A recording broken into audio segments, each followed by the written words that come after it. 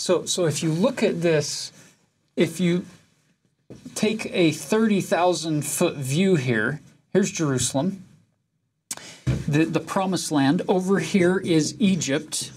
Remember the symbolic connection that we talked about before, earlier on in the year, of this idea of the Promised Land being a nice metaphor or a simile, a symbol, if you will, for heaven, where we start in heaven, in a Promised Land, and then we leave heaven and we come down to this symbol for the earth, Egypt.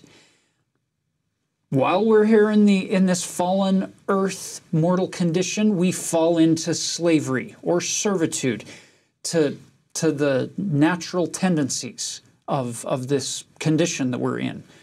And so God sends a deliverer to bring us out. So Moses brings us out, a nice symbol for Christ, played by Moses, in all of that experience of taking them through the wilderness and helping make sure they have food and water and protection and guidance and direction through those 40-year wanderings, because they refused to go in. And as Taylor pointed out, there were only two people back here, Caleb and Joshua, who have experienced all of this, who are still alive at this point when we enter the Promised Land. So then you get all of those stories to this point. Moses is then translated. Now Joshua takes over.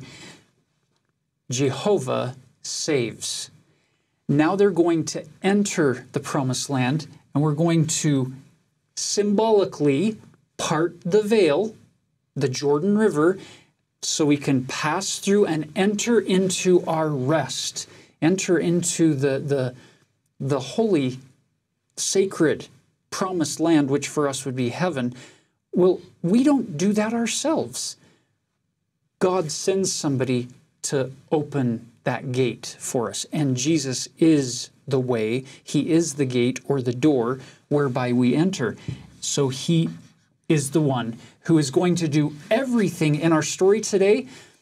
If there's anything powerful or anything good that happens, it's not Joshua and it's not the people who are doing it independent of heaven. It's the Lord God of Israel. It's Jehovah who saves His people.